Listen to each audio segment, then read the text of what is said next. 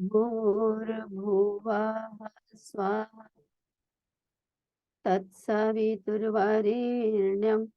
भर्गो देवस्य धीमहि धियो यो नः प्रचोदयात्। ओम गुरुर्ब्रह्मा गुरुर्विष्णु गुरुरेव महेश्वरः गुरुरेव साक्षात् परब्रह्म तस्मै श्री गुरवे नमः। अखण्डमण्डलाकारं व्याप्तं येन चराचरं तत्पदं दर्शितं येन तस्मै श्री गुरवे नमः। सूक्ष्म रूप में उपस्थित हमारी गुरु सत्ता जगन माता की चेतना को और हमारे समस्त अग्रणियों को प्रणाम करते हैं। बहनों भाइयों, निश्चित रूप से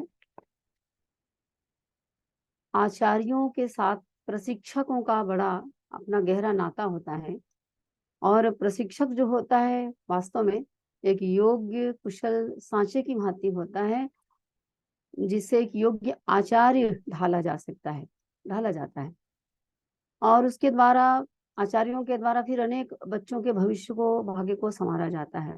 दो मत की बात थी इसमें। और एक प्रशिक्षक की जो गुणवत्ता होती है या उसकी गुणवत्ता का जो स्तर होता है उसी के आधार पर ही आचार्य की जो उसको प्रशिक्षित करते हैं उन आचार्यों की और बाल संस्कार शाला की गुणवत्ता काफी हद तक टिकी हुई होती है। यदि प्रशिक्षक मान लीजिए केवल मनोरंजनात्मक या मनोरंजन प्रधान या काम चलाऊ प्रशिक्षण दे करके संपन्न करके यदि संतुष्ट हो जाता है तो फिर उसके द्वारा संचालित बाल संस्कार शाला की कोई परिणाम मूलक उपलब्धि कहना चाहे वो नहीं हो पाती है। परंतु एक मेहनती प्रशिक्षक जो होता है वो अपने ही समान अन्य और भी प्रशिक्षक साथियों को भी तैयार कर लेता है, आचार्यों को भी उसी स्तर पर प्रशिक्षण दे करके फिर अपनी एक बहुत बड़ी भूमिका संपादित कर सकता है। वास्तव में देखा जाए तो संस्कार शाला के बच्चे या संस्कार शाला का स्तर और आचार्यों का स्तर, ये इनके स्तर जो हैं वो प्रशिक्षकों के स्तर का वास्तविक एक मापदंड होता है। हम माप सकते हैं कि इनको प्रशिक्षण देने वाले का स्तर कैसा है काफी हद तक। तो आइए, आज तक ये इस प्रकार का कोई प्रशिक्षण आयोजित नहीं हुआ था। मेरे ख्याल से ये प्रथम प्रशिक्षकों का केवल प्रशिक्षण या उनका उन्मुखीकरण कार्यक्रम है इस ऑनलाइन के माध्यम से। तो प्रशिक्षकों का जब हम उन्मुखीकरण करने की बात करते हैं तो यहाँ भी वही बात आती है कल की भांति कि प्रशिक्षण के दरमियान क्या तैयारियां होती है, उसमें क्या कमियां रह जाती हैं, उसमें हमारी क्या गलतियां या कमियां रहती है, उसको हम कैसे पूरा कर सकते हैं। और जिस उद्देश्य के लिए प्रशिक्षण को आयोजित किया गया है और आपको एक विषय विशेषज्ञ के रूप में, जानकार के रूप में जो आमंत्रित किया गया है बड़े काम के लिए, तो उसमें कैसे दक्षता पूर्वक अपने काम को संपादित कर सकते हैं। तो उसके लिए ये एक तरह से 3 बिंदुओं पर इसको केंद्रित कर सकते हैं। सबसे पहला बिंदु है कि प्रशिक्षक की वर्तमान स्थिति या और उसके साथ अपेक्षित स्थिति, क्या रिक्वायरमेंट है एक प्रशिक्षक से, कार्यकर्ताओं की या इस अभियान की, ये अभियान क्या मांगता है प्रशिक्षकों से, तो उनसे क्या अपेक्षित दक्षता होनी चाहिए और वर्तमान स्थिति उसकी क्या है। दूसरे स्तर पर, दूसरे बिंदु पर हम चर्चा करेंगे, यही बात आनी चाहिए कि प्रशिक्षण की प्रक्रिया क्या होती है, किस प्रक्रिया को के तहत प्रशिक्षण का क्रम संचालन किया जाता है, हमारे प्रशिक्षक लोग कैसे कर पाते हैं। इसमें भी 2 बातें आएंगी, एक उसकी पूर्व तैयारी होगी और मुख्य प्रशिक्षण का क्रम होगा, इसका समय कितना रहता है वगैरह वगैरह, और उसके साथ मुख्य प्रशिक्षण। और ये प्रशिक्षण का क्रम समाप्त जब होगा, 2 कालखंड 4 कालखंड जो होते हैं 2 घंटे होते हैं, उसके पश्चात तीसरे चरण में प्रशिक्षण के पश्चात प्रशिक्षक की कोई जिम्मेदारी होती है क्या, उनकी क्या भूमिका होती है, हो सकती है। इस पर हम लोग कुछ विस्तार से चिंतन मनन मंथन करने का प्रयास करेंगे। उद्देश्य यही है कि अभी तक जो कुछ भी हुआ है उसके लिए आप लोगों को प्रणाम है। निश्चित रूप से अभी तक जिस शिखर पर इस विधा को पहुंचाने का काम छत्तीसगढ़ में हुआ है, आप लोगों के द्वारा हुआ है, वो हम कह सकते हैं विश्वास पूर्वक कि देश में कहीं और नहीं हुआ है, तो इसका श्रेय तो आपको जाता है। लेकिन उसके पश्चात यदि इसमें कोई शिथिलता आती है और जो भी होता है, तो जैसे कहते हैं ना कि जिनको सम्मान मिलता है उनका फिर वो सम्मान में कमी भी हो जाती है, फिर उसमें उसके लिए भी वही जिम्मेदार होता है। तो शिखर पर पहुंचाने के लिए जिम्मेदारी आपको मिली है और आपने वो सेहरा आपके सिर पे बंधा है, तो निश्चित रूप से फिर जो कमी होगी उसके लिए भी हम ही जिम्मेदार होंगे, ये मान करके चला जाए। और उसी क्रम में आइए, तो बातों की शुरुआत में सबसे पहली बात आती, देखिए एक उत्तम प्रशिक्षण कैसा होगा। प्रशिक्षक या प्रशिक्षकों की टीम जो प्रशिक्षण देने जाती है, तो वो जो प्रशिक्षण संपादित करते हैं, तो प्रशिक्षण का स्तर उत्तम कैसे होगा, उच्च स्तरीय कैसे होगा, ऐसे बहुत सारी बातें आती। सबसे पहली बात कि भाई हमें आपको प्रशिक्षक के रूप में अपनी निष्ठापूर्ण समर्पण और वर्तमान स्थिति तक अभियान को जो हम लाए हैं उसको आगे हम ले जाने के लिए कितने कृत संकल्प हैं। जो हुआ उसके लिए तो साधुवाद। आगे के लिए कृत संकल्प है कि नहीं कि हमारा ध्यान भटक करके कहीं और चला गया, हम उसमें केंद्रित हैं कि नहीं है, हमने एक काम को छोड़ करके दूसरा पकड़ लिया, कहीं ऐसा तो नहीं है, ये देखना है। अब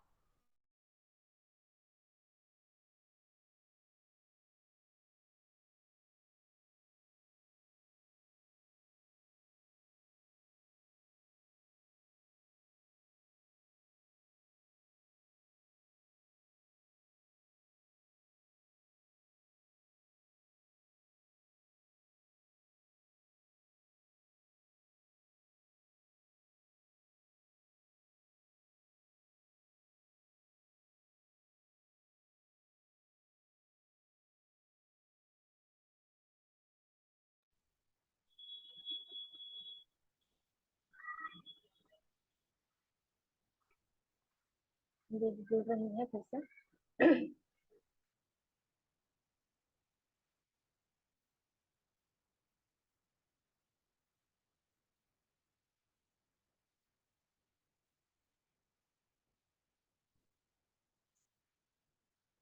नेटवर्क समस्या है, दीदी जुड़ रही है।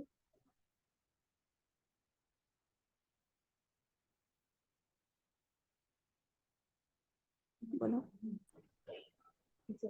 तो समीक्षा हम जब करेंगे, समीक्षा के दरमियान यदि आपको लगता है कि ये कमियां हैं और इसे हमें दूर करना चाहिए, तो उसके लिए तत्पर हैं, तो समझिए कि हमारा उन्मुखीकरण हो गया और ये हमारी कार्यशाला सार्थक हो गई।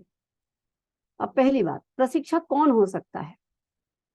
भाई जो आचार्यों को, जो शिक्षण देने का काम कर रहे हैं उनको, और आयोजकों को भी विषय की मांग के अनुरूप उन्हें तैयार कर सकें, उन्हें समझाने, उन्हें सहमत करने, विषय से संबंधी जो शिक्षण है उसके योग्य विषय संबंधी ज्ञान रखने वाला हो, उनको समझाने वाला हो, उनको सहमत कर सकने वाला हो। एक बात, क्योंकि आप विषय विशेषज्ञ हैं। दूसरी बात, अब आचार्यों को प्रशिक्षण देने जाना है, तो भाई आचार्यों से तो अधिक ज्ञान रखने वाला होगा प्रशिक्षक।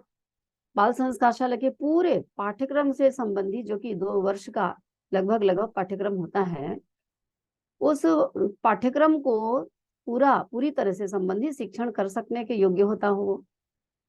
आचार्यों के प्रत्येक प्रश्नों का यदि प्रश्न किए जाते हैं या उनके द्वारा जो समस्याएं कही जाती हैं, तो उन समस्या हल करने वाला हो, उनका सही सटीक प्रत्युत्तर दे सकता हो।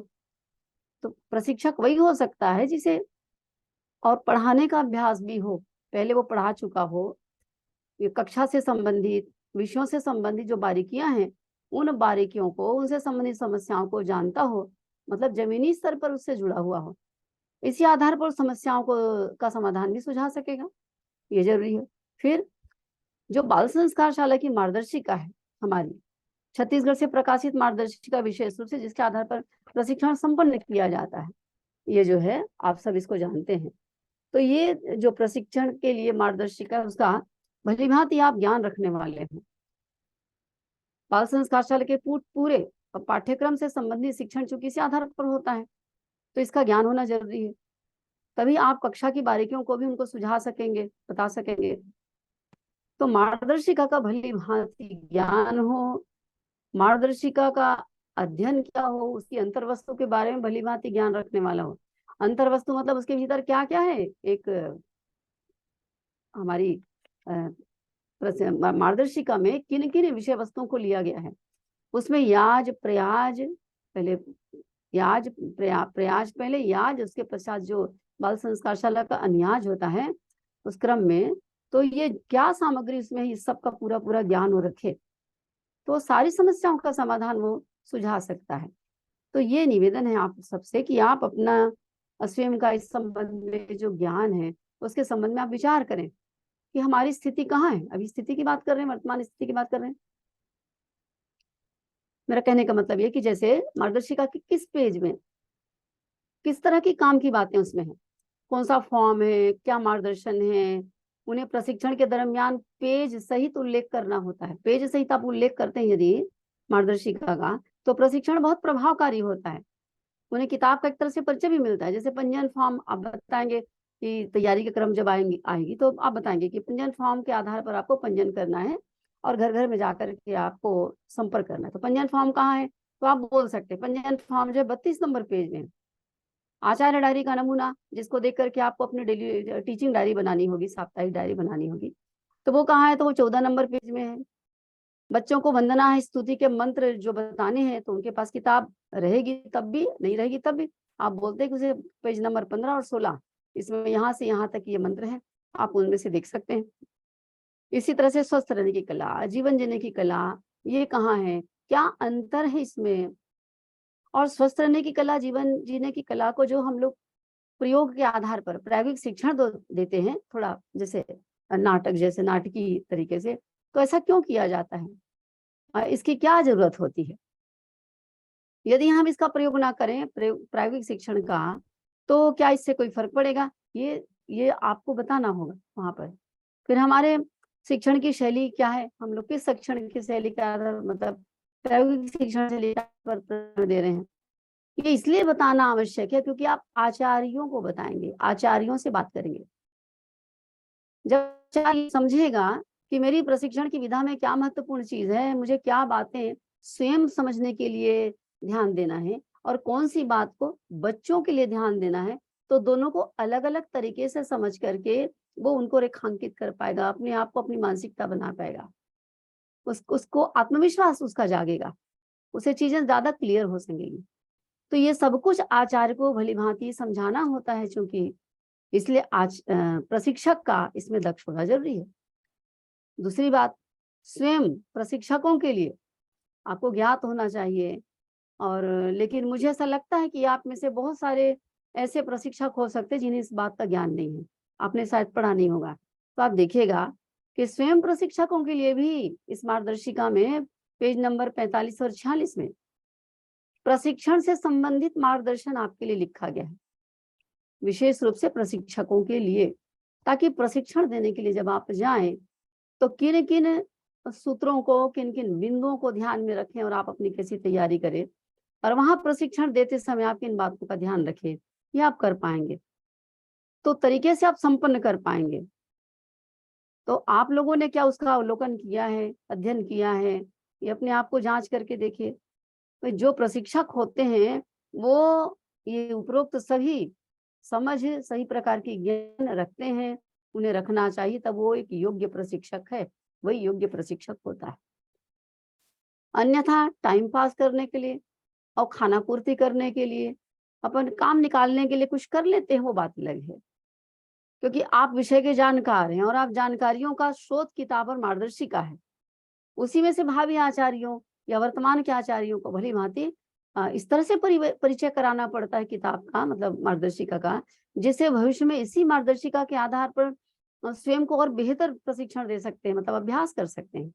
और जो अभ्यास करता है वो औरों को भी सिखा पढ़ा सकता है। ये उनको बताना है कि आप मार्गदर्शिका का भली भांति अध्ययन करिए, इसमें ये है, और इसके आधार पर आपको भविष्य में काम करना आसान होगा।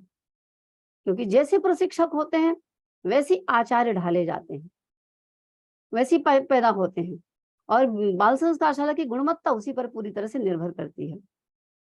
तो ये रही बात, वर्तमान स्थिति क्या है उसको आपने जांच लिया होगा, और इस तरह से अपनी वर्तमान स्थिति को बेहतर बनाने के लिए और एक प्रशिक्षक के स्तर के योग्य बनने के लिए इन बातों का ध्यान रखना होगा। एक हम आते हैं उसके पश्चात कि किस तरीके से प्रशिक्षण को शुरुआत करना पड़ेगा। तो उसकी तैयारी जो है, उसकी तैयारी में पहली तैयारी तो ये है, पहली तैयारी तो उसकी यही है कि क्या करें, प्रशिक्षण हेतु टीम निर्धारित होना चाहिए भाई। कोई भी उठ करके चला गया, अच्छा वहाँ जाना है, उठ के चले गए, कोई तैयारी नहीं, कुछ भी नहीं, कुछ भी नहीं, तो उसके आधार पर भी बहुत फ़र्क पड़ जाएगा, ऐसा नहीं होना चाहिए। आप पहले से टीम का निर्धारण करिए, उसमें एक मुखिया होगा, मुख्य भूमिका निभाने वाला। प्रमुख भूमिका निभाने वाले का मतलब क्या है यहाँ? प्रमुख भूमिका निभाने वाला जो है, वह प्रशिक्षण के कुल उपलब्ध समय को ध्यान में रखते हुए अपने सहयोगी के साथ वो कार्यों का मतलब प्रशिक्षण के बिंदुओं का, प्रशिक्षण के कार्य योजना का, उनकी उनकी ड्यूटी का मुख्य रूप से वो विभाजन करेगा कि किसी आवश्यकता महत्व पर प्रकाश डालना है, किसे क्या करना है, किसे क्या उसके ऊपर कोई दबाव नहीं होना चाहिए।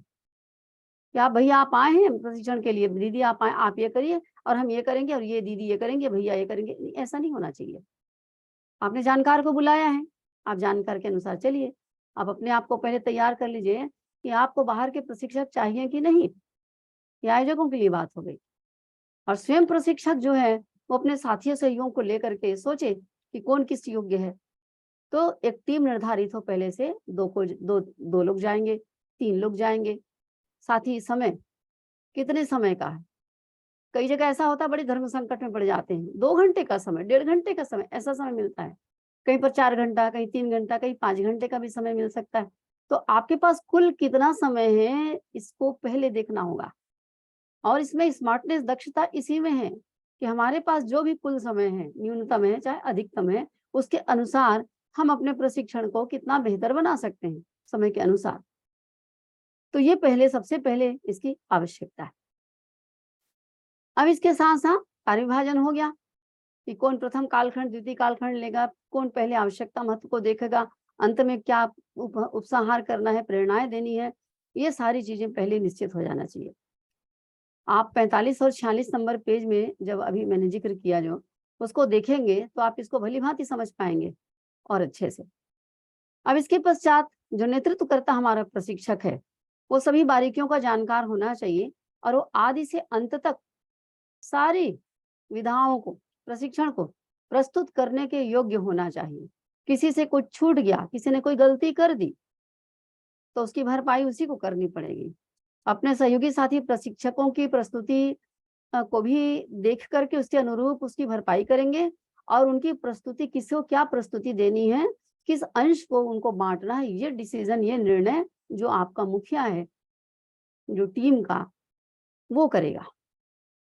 अब यहाँ पर एक बात कहने की, कई बार क्या होता है प्रशिक्षण देने के लिए, चूँकि अब बाल संस्कारशाला में युवा लोग ज़्यादा जुड़े हुए हैं, वो लोग ज़्यादा दक्ष हैं। पुराने की तुलना में ये लोग ज़्यादा दक्ष दिखाई देते हैं जिन्होंने इस पर काम किया हुआ है। तो यहाँ पर आयु सीमा नहीं, आयु सीमा का महत्व नहीं है, यहाँ योग्यता का महत्व है, अनुभव का महत्व होगा। उनकी वरिष्ठता होगी इस मामले में, उसे स्वीकार करना होगा, यदि हमें अपने प्रशिक्षण को बेहतर बनाना है तो। यहाँ तुष्टिकरण की नीति जो है वो ज़्यादा काम नहीं आएगी, ये ध्यान देने की ज़रूरत है। और प्रशिक्षण की जो टीम बनेगी, उसको इसी आधार पर बनाया जाना है, दक्ष कुशल लोगों को बुलाएँ, तो ज़्यादा अच्छा है। नहीं है दक्ष कुशल बनाएँ, कैसे बनेंगे? वो अपने दक्ष कुशल बनने की प्रामाणिकता को अब सिद्ध करें। अब तो बात बहुत गंभीर हो रही है, क्योंकि हम लोग उतने कुशल और दक्ष नहीं हैं, स्पष्ट हो गया है, क्योंकि ब बाल संस्कारशालाएँ बंद भी होती हैं, 2 चरण में भी नहीं होता है। तो हम अपनी नज़र में ही अपनी प्रामाणिकता को सिद्ध करें, बारंबार अभ्यास करके। और टीम बनाने में भी चूक हो सकती है, जैसे ये टीम बनाते समय याद रखना है, जैसे विषय का जानकार नहीं है, प्रयोग पहले से उसने किया ही नहीं है, अभ्यास किया ही नहीं है, और ये अक्सर होता है।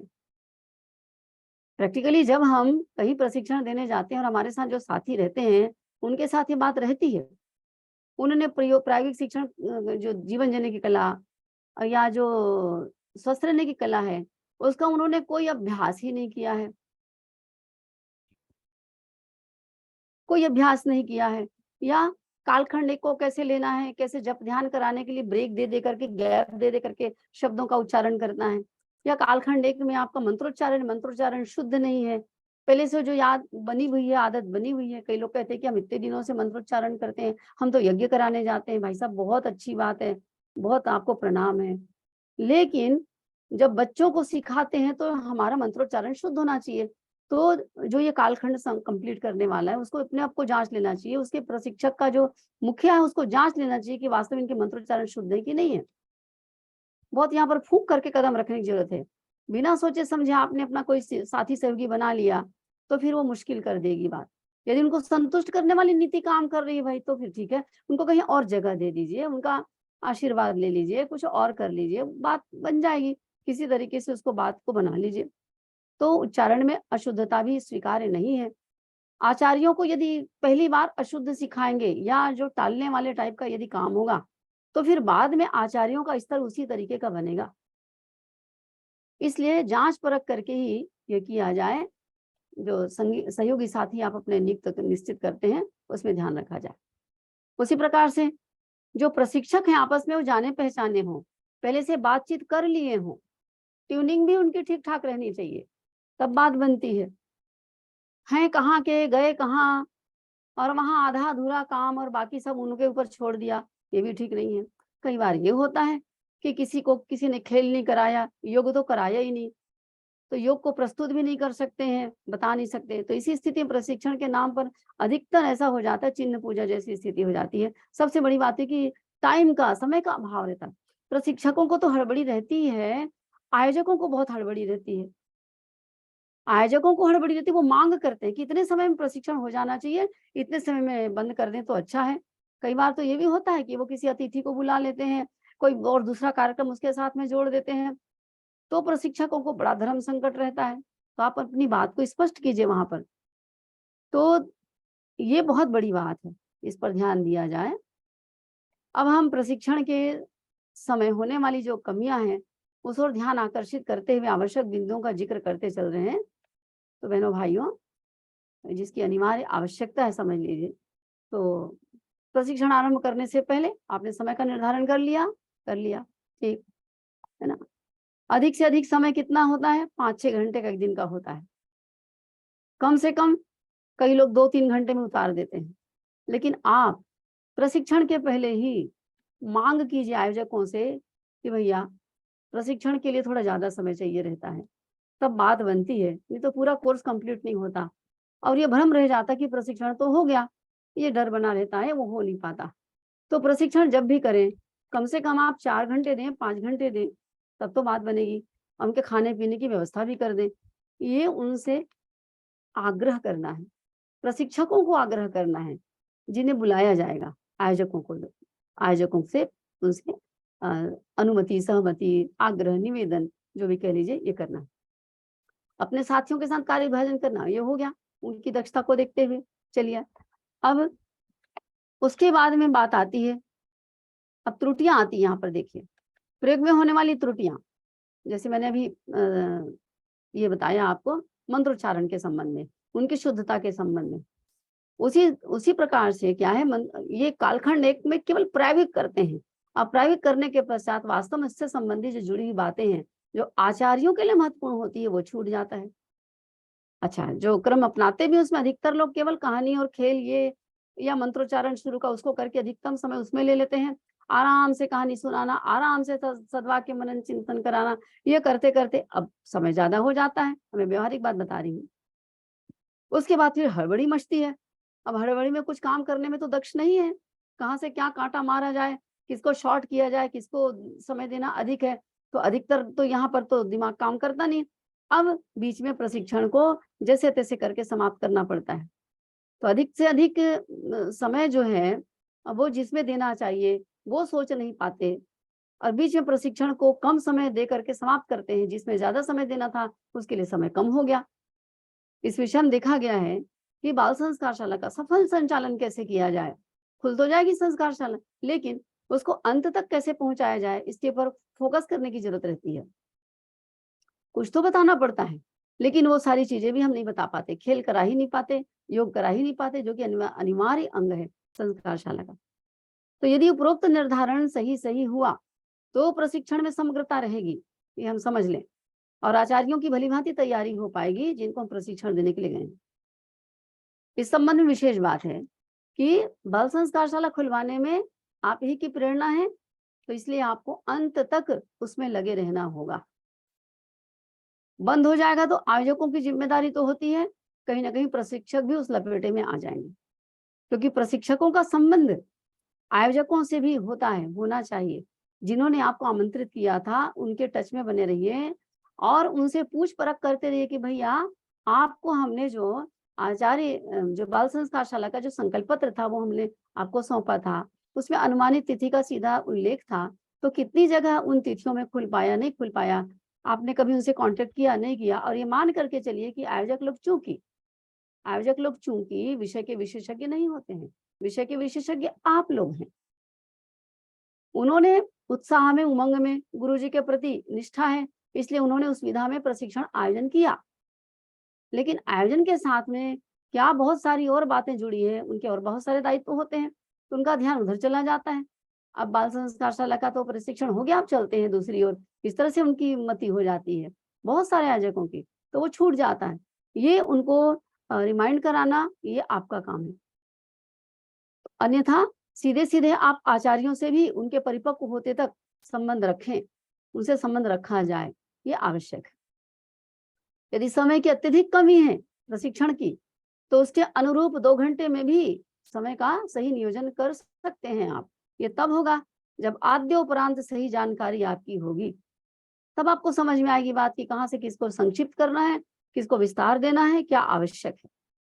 कुल मिलाकर के ये कि 2 घंटे की भी यदि प्रशिक्षण का क्रम चलता है, तो ये है कि संस्कारशाला को खोल लेने और कम से कम 4 क्लास पढ़ा लेने योग्य आचार्यों को तैयारी करवा सकते हैं। और मार्गदर्शिका से फ्लेक्स लगाकर कार्य आसान हो जाता है। ये अपने प्रशिक्षण में लगाइए आप। कई बार कई लोग प्रशिक्षण देने जाते हैं, फ्लेक्स का आता पता नहीं रहता है। फ्लेक्स एक नज़र में, एक झलक में पूरे 2 घंटे की क्लास की झांकी वहाँ दिख जाती है।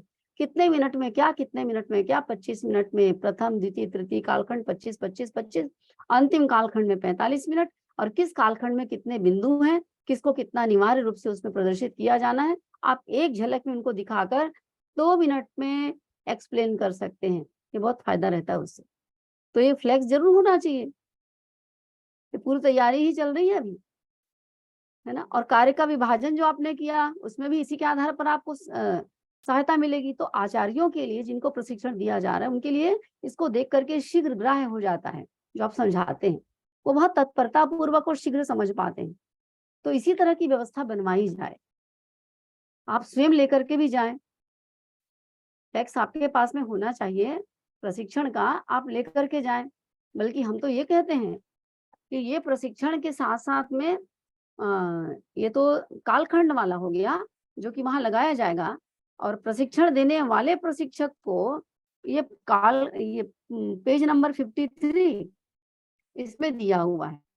पेज नंबर 53 में आपके प्रशिक्षण शिविर से संबंधित फ्लेक्स है, जिस बालक पालक आचार्य का त्रिकोण दिया है, और यहाँ अनुयास के क्रम में जो 10 पॉइंट दिए हुए हैं, उस 10 पॉइंट को भी वहाँ पर दिया गया है। तो आप बाल संस्कारशाला का एक सशक्त संचालन करने के लिए आगे जाकर के किन बातों का ध्यान रखना पड़ेगा, उसे आप 10 मिनट में एक्सप्लेन कर सकते हैं। आपके पास समय की कमी हो तो। भली-भांति समझाने के लिए तो आपको आधे घंटे का समय कम से कम चाहिए। आधा घंटा, 40 मिनट, 45 मिनट भी हो सकता है। लेकिन यदि आपके पास ये फ्लेक्स है, तो आप खाना-पूर्ति नहीं करेंगे, कम समय होने के बाद भी ये बहुत आपके लिए सहयोगी साबित होगा। ये बात हुई। अब प्रशिक्षण को समझिए प्रारंभ करना है। आप सब अपना सामान लेकर के चले गए हैं, बैठ गए हैं, आपकी तैयारी हो गई और आपने सब तैयारी देख ली भली-भांति, और आरंभिक बातचीत भी आपने कर लिया, देख लिया कि कितने मिनट में कितने घंटे में हमें प्रशिक्षण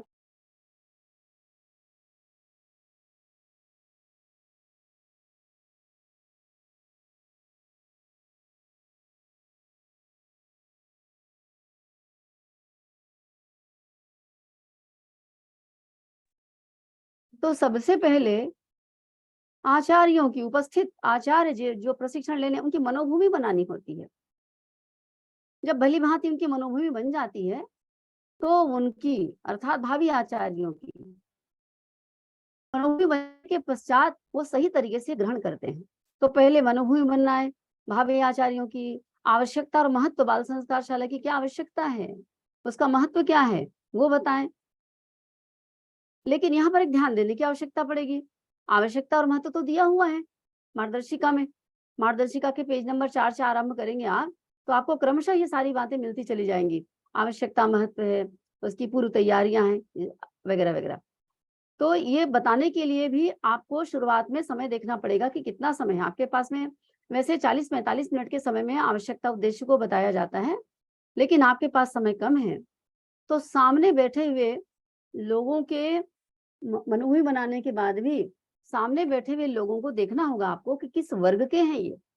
क्या गायत्री परिवार से जुड़े हुए लोग बैठे हैं कार्यकर्ता? क्या बिल्कुल नवयुवा हैं जो गायत्री परिवार से संबंध नहीं रखते हैं, अन्य किसी भी वर्ग से हैं, गायत्री परिवार से नहीं है? क्या वो हैं? क्या युवा हैं? क्या विद्यार्थी वर्ग के लोग बैठे हैं? इन सारी बातों को उनका चेहरा देखना पड़ेगा आपको, उनसे प्रारंभिक बातें करनी पड़ेगी। जैसे मैंने कहा ना, मनोभूमि बनाएं, तो आप आपस की बातें करेंगे, आप सबका स्वागत किया, अभिनंदन किया, अच्छा अच्छा, बहुत अच्छा लगा आपको देख करके। आप में से कितने लोग विद्यार्थी हैं? अच्छा, आप विद्यार्थी हैं, अच्छा गायत्री परिवार के भी जरूर होंगे। आपको ऐसा नहीं बोलना है कि वहां पर लगे कि अरे ये तो गायत्री परिवार वालों को ही ज्यादा सपोर्ट करते हैं, उन्हीं को ढूंढते रहते हैं, ये नहीं लगना चाहिए। गायत्री परिवार के भी कुछ लोग हो सकते हैं। अच्छा, आप लोग हैं, तो आप लोगों में से तो आपने दीक्षा भी ली होगी, आप तो गायत्री परिवार गतिविधियों से वाकिफ भी होंगे, है ना? हाँ, अच्छी बात। अच्छा, कितने लोग पहले से बाल संस्कार शाला चलाते हैं? ऐसा भी हो सकता है। अच्छा, इतने लोग चलाते हैं, हाथ उठाइए। अच्छा। आप आपके यहाँ बाल संस्कार शाला चलती थी, तो आप लोगों को तो बहुत सारी समस्याएं भी आई होंगी। अच्छा, समस्याएं भी आई, तो चलिए, समस्याएं क्या-क्या समस्याएं, आप रेडी रहिएगा, पूछेंगे तो बताइएगा। ओके, ठीक है। इस तरह से आरंभिक चर्चा वार्ता करके आप जायजा ले लीजिए कि किस वर्ग का व्यक्ति वहां बैठा हुआ है, क्योंकि हमारा वक्तव्य रटा रटाया नहीं रहेगा, नहीं रहता। जहां जैसे लोग बैठे रहते हैं, उस प्रकार के लोगों के सामने उस प्रकार की आपको सामग्री परोसनी पड़ेगी। जैसे युवा वर्ग के लोग बैठे हैं, आपको राष्ट्र निर्माण की बात वहां पर करनी है, आपको वहां पर एक सच्चे नागरिक की जिम्मेदारी क्या होती है ये बात करनी है, आपको भारत माता के सपूत होने की इस प्रकार की बातें करनी है, ताकि उनके मन में इस तरह की बात आए जिससे कि वो अपनी जिम्मेदारी को समझे और सेवा करने के प्रति उनके मन में उमंग उठे। फिर उसी के साथ जोड़ करके, अच्छा गायत्री परिवार के लोग आए हैं, तो फिर वहां जोड़ दीजिए। आप लोग को तो पता ही है, ज्ञात है पहले ही, कि बाल संस्कार शाला हमारे सशस्त्र आंदोलन में, शिक्षा आंदोलन के अंतर्गत ये बहुत महत्वपूर्ण भूमिका रखता है और ये अनिवार्य और आवश्यक है, और आप लोगों ने पहले सुना भी होगा। इस तरह से बातों को घुमाइए आप इधर से उधर, जो कि आपको संस्कारशाला की किताब में नहीं मिलेगी। ये जो मार्गदर्शिका आवश्यकता महत्व है, इसमें अलग प्रकार की, इसमें एक जनरल बात लिखी है कि संस्कार का क्या महत्व होता है, कहाँ-कहाँ से मिलते हैं संस्कार, ये आप उल्लेख कर सकते हैं उनके लिए, ये ज़रूर से उनके लिए लेंगे। लेकिन जैसा का तैसा एज़ इट इज़ उसको पढ़ना, उसको रट करके बोलना, ये भी होना चाहिए, ये भी होना चाहिए, वो भी होना चाहिए, नहीं, नहीं, नहीं, नहीं। सभी नहीं होना चाहिए, कोई बाध्यता नहीं कि सब हो। सब होना चाहिए, लेकिन वही स्मार्टनेस है, जहाँ पर आप उसको संक्षिप्त भी कर सकते हैं। आप नई बातों को उसके साथ जोड़ेंगे आवश्यकता अनुसार, तब बात बनने वाली है। तो सबसे पहले आवश्यकता और महत्व को बताएँगे, जिसके आधार पर उनकी मनोभूमि बनेगी। उसमें बाल संस्कार शाला का संक्षिप्त आप विवरण उनको देंगे कि बाल संस्कार शाला के माध्यम से जो हमने ये कार्यक्रम रखा है, इसके माध्यम से हम नए नागरिकों को, नए श्रेष्ठ लोगों को गढ़ सकते हैं। और कैसे गढ़ सकते हैं? तो गढ़ सकते हैं तो ऐसे गढ़ सकते हैं। तो आप देखेंगे कि बाल संस्कार शाला का प्रशिक्षण किस प्रकार से भी होता है, इस प्रकार से। ऐसे करके आप उनको आगे बढ़ाएँगे। अब आपको पता है कि बाल संस्कार शाला में क्या संक्षिप्त विवरण देने का मतलब है कि उनको संक्षिप्त बताना है। 2 घंटे की केवल क्लास होती है, संडे के संडे का, और इसकी पूर्व तैयारी कैसे करते हैं? तो इस प्रकार से करते हैं पूर्व तैयारी। अब आप पूर्व तैयारी के क्रम में जो है देख लीजिए कि किस आयु वर्ग के बच्चे होते हैं, कौन-सा स्थान का चयन होता है, आचार्यों का चयन किया जाता है, किन बातों का आरंभ में ध्यान रखा जाता है, आपके पास कौन-कौन सी सामग्री होनी चाहिए जिसके आधार पर आप बाल संस्कार शाला का सफल संचालन कर पाएँगे। सामग्री में अमुक, अमुक, अमुक, अमुक है। आपकी प्रस्तुति ऐसी होनी चाहिए कि उनको ये बोझ ना लगे कि अरे बाप रे! इतना बड़ा, इतना इतना ना, ये नहीं लगना चाहिए। प्रस्तुतिकर्ता के ऊपर बहुत कुछ निर्भर करता है कि सामने वाले ने उसको क्या समझा। वो उसके महत्व को समझे, वो अनिवार्य समझे उसको कि करना ही करना ज़रूरी है, नहीं तो पूरा देश डूब जाएगा। हमारा घर डूब जाएगा, हमारा मोहल्ला, गाँव, नगर डूब जाएगा, क्योंकि संस्कार है तो सब है। ये उनको भली-भाँति समझ में आना चाहिए, और तैयारियों के क्रम में जो आप उनको सामग्री बताएंगे, साधन बताएंगे, उसकी प्रस्तुति भी इसी प्रकार से होनी चाहिए। तो ये हो गई बात। अब आपने बता दिया, उपलब्ध समय के अनुसार महत्व को, पूर्व तैयारी को आपने प्रस्तुत कर लिया, और आचार्यों की भूमिका और आचार्यों को किन अनुशासन का पालन करना होगा, ये भी आप उनको जरूर बताएंगे। संक्षिप्त में बताइए। अगर समय आपके पास कम है, पूरा नहीं बता पा रहे हैं, बोरिंग भी होता है, बहुत लंबा लंबा बोलना बहुत बोरिंग होता है। आप एक काम कर सकते हैं, मैंने कल भी इसका जिक्र किया, और मैंने ग्रुप में भी इसको प्रेषित किया था। आप लोगों में से कितने लोग उसको देख पाए मैं नहीं जानती। कि प्रांतीय व प्रकोष्ठ के यूट्यूब चैनल में जो प्लेलिस्ट है, जिसमें बाल संस्कार शाला संचालन का अलग से और बाल संस्कार शाला आचार्य प्रशिक्षण, इससे संबंधित जो प्लेलिस्ट में जो फाइल है, आप उसमें जा करके देख सकते हैं। उनको बताइए आचार्यों को, तुरंत मोबाइल निकलवाइए उसी समय। कितने लोग मोबाइल रखे, निकालिए बेटा, एक काम करिए, इसमें तुरंत आप लिखिए। ये प्रशिक्षण का हिस्सा है। ये आप लोग इस बात को समझिए, ये प्रशिक्षण का हिस्सा है और आवश्यक हिस्सा है। ये तुरंत निकलवाइए उनको, और उन्हें तुरंत सब्सक्राइब करवा दीजिए। प्रांतीय युवा प्रकोष्ठ प्रांतीय युवा प्रकोष्ठ छत्तीसगढ़ को सब्सक्राइब करवाइए। आप में से कोई अगर सब्सक्राइब नहीं किए होंगे तो ये तो हमारी बहुत बड़ी विडंबना, दुर्भाग्य है। आप तुरंत उसको सब्सक्राइब करिए और उसके प्लेलिस्ट में जाना सिखाइए उनको। और हमने तो लिंक भेजा है सीधा सीधा, आपको देखा होगा आप लोगों ने, देखिए उसको। आप ग्रुप में जाइए, लिंक देख लीजिए और लिंक से सीधे प्लेलिस्ट में हो जाएंगे, उसमें कोई दिक्कत नहीं है। तो तुरंत उनको ये सब करवाइए और उनको ये परिचित करवाइए कि इसमें क्या क्या चीजें हैं। उसमें आपको सब कुछ दिखाई देगा। तो जिसमें आपको शिक्षण चाहिए, मतलब अभ्यास है, आप उसी को लिए और उससे संबंधित जानकारियों को ले लीजिए, अभ्यास को देखिए, करिए। ये आपको करवाना है। ये बहुत काम की चीज उनको मिल जाएगी। ठीक है। अब इसके पश्चात प्रशिक्षण की पद्धति पर आते हैं। पद्धति आप उनको बताएंगे कि तीसरा प्रकार है। आप 45 नंबर पेज मार्गदर्शिका का 45 और 46 नंबर पेज को भी देख करके इसको देख सकते हैं। तो उसमें दिया हुआ है 3 तरह से प्रशिक्षण की शैली होती है। उसमें तीसरी पद्धति जो है प्रशिक्षण की, जिसमें कि हम प्राइवेट करते हैं।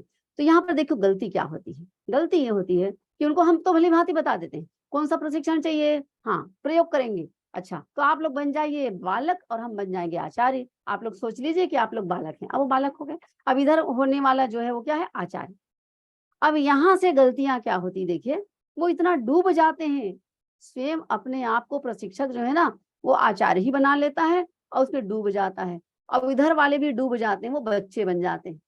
और हमारा प्रशिक्षक जो है वो आचार्यों के योग्य जो महत्वपूर्ण बातें हैं उसको प्रस्तुत ना करके या उसको कमजोर करके केवल बच्चा पढ़ा करके आ जाते हैं। क्षमा कीजिएगा, आपने महसूस किया है कि नहीं किया है मैं नहीं जानती, लेकिन मेरे अनुभव में ये मैंने देखा है और बहुतायत में देखा है कि बच्चा पढ़ाने की प्रक्रिया होती है। आचार्यों को जो निर्देश दिया जाना चाहिए प्रत्येक कालखंड के अंत में, वो भी नहीं दिया जाता।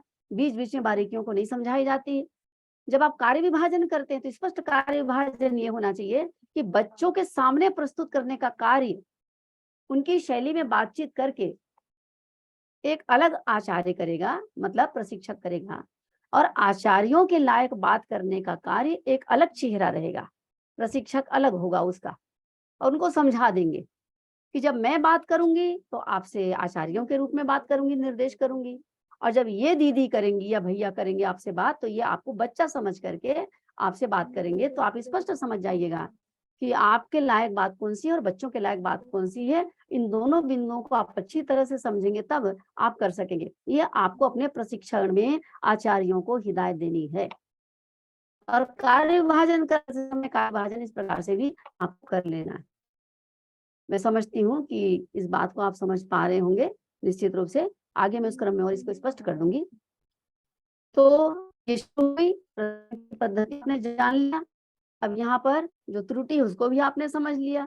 अब यहीं पर क्या करना है आपको, किताबों के संबंध में उनको जानकारी दे देनी है कि भाई ये किताब है, इस किताब के आधार पर प्रशिक्षण हो रहा है। ये किताब है, इस किताब के आधार पर, मार्गदर्शिका के आधार पर प्रशिक्षण हो रहा है। इसके अमुक अमुक पेज में अमुक अमुक चीजें हैं और अमुक अमुक चीजों को आपको विशेष रूप से ध्यान देना है, ध्यान रखना है, ये आप उन्हें बताएंगे ताकि उन्हें किताब नया ना लगे। यहाँ पर एक बात ये भी है कि किताब आपके पास में उपलब्ध होना चाहिए। जब आप जाएंगे तो क्या क्या लेके जाएंगे? प्रशिक्षक प्रशिक्षण में जाएंगे तो ये किताब मार्गदर्शिका लेकर के जाएंगे, अपने लिए देखने के लिए तो ले जाएंगे, प्रशिक्षक प्रशिक्षण देने के लिए आचार्यों को देने के लिए भी ले जाएंगे। लगभग लगभग एक अंदाज लगा लीजिएगा, 10 ले जाना है, 15 ले जाना है, 20 ले जाना है, 2 4 6 ले जाना है, जितना भी ले जाना है उसको पहले से ही व्यवस्था बनवाइए आयोजकों को बोल करके। आपको ये ध्यान रहे। एक दूसरी बात, आप अपने लिए जो सामान तैयार करते हैं उसमें आपके पास ब्लैक बोर्ड, चॉक डस्टर होना चाहिए। आयोजक से कह दीजिए इसी चीज की आवश्यकता पड़ेगी। और बहुत महत्वपूर्ण बात, एक किट बॉक्स हमारा किट होता है, इस बॉक्स में सब प्रकार की प्रयोग सामग्री होती है। चाकू है, पिन है, आपका मोमबत्ती है, टॉर्च है, या अन्य जो कुछ भी सामग्री, आप समझ रहे हैं इस बात को, वो एक बॉक्स होना चाहिए। हमारे अधिकांश जो प्रयोगकर्ता जो होते हैं या प्रशिक्षण देने वाले होते हैं, उनके पास इसका कोई इंतजाम नहीं होता। मैंने ये देखा है। इस प्रकार की चीजें आप कहाँ से लाएंगे? हबड़ तबड़ करके यहाँ जाएंगे, वहां इसको मांगेंगे, नहीं है, अरे छोड़ो ये नहीं है, अब दूसरा को कर देते, कुछ और है क्या, उसको कर देते हैं। मतलब ये जो आपने पहले से इसकी व्यवस्था नहीं बनाई तो काम चला हो जाता है। ये देखिए, ये इतना बड़ा ये बॉक्स है, इस बॉक्स में सब ये पिटारा है, ये इसमें सारा जादू के पिटारे की तरह से ये रखा हुआ है। आप प्रशिक्षक हैं, कुशल प्रशिक्षक हैं, आपके पास ये सामग्री होनी चाहिए। इसलिए भी होनी चाहिए कि क्योंकि आपको अभ्यास करना है। आपको पूरे 18 नहीं 28 प्रयोग आपको आने चाहिए। जो बाल संस्कारशाला में जितने भी हम लोग प्रयोग करते हैं, प्रायोगिक शिक्षण, स्वस्थ रहने की और जीवन जीने की कला, ये सारी चीजें आपको आनी चाहिए। कब आएगी? जब आप इन सामग्रियों को रखेंगे और जब प्रशिक्षण देने जाएंगे तो फट से उठाया उसमें से काम की चीजों को और निकाल करके आप ले गए। किसी के ऊपर आश्रित नहीं रहना है प्रशिक्षक को। तो ये ध्यान रखने की बात है। और बच्चों को भी बताएंगे आप, देखो इतना सारा सामान होता है। होता क्या, प्रशिक्षण करता जिन चीजों का प्रयोग करता है, मतलब प्रयोग द्वारा समझाता है, केवल उसी को दिखा दिया, ये टॉर्च है, मोमबत्ती है और ये माचिस, बस इतना। तो उसका तो उसने देख लिया, लेकिन बाकी जो 25 प्रयोग और है, उसके लिए क्या क्या चाहिए, क्या होता है, उससे तो मालूम नहीं है। आप एक झलक उनका दिखा दीजिए, बेटा देखो किताब में जितनी चीजें लिखी है सामग्री के रूप में इसमें लिख रखा हुआ है, हमने रखा है, आपको भी इसका इंतजाम करना पड़ेगा और ये बहुत रोचक हो जाता है। इस तरीके से करें, इस बात को ध्यान रखने की आवश्यकता। अब प्रायोगिक कक्षा आपकी आरंभ होती है, उसमें आप पूरे 2 घंटे का प्रयोग उनको प्रयोग करके बताएंगे। तो इसके लिए ये जो 45 और 46 नंबर पेज है, मेरे हाथ में है, ये आपके हाथ में भी होगा, ये होना चाहिए। उसी के आधार पर आपको ये आगे बढ़ना है। तो 45 नंबर पेज का तो मैंने नहीं लिया, ये बातों में सब निकल गया। अब 46 नंबर आप पेज में जब आएंगे तो ऊपर से आप चलेंगे, बिल्कुल इसी तरीके से आप आगे चलिए। क्या लगभग 4 कालखंड में प्रायोगिक क्रम पूर्ण होता है। आपके पास जितना समय उसका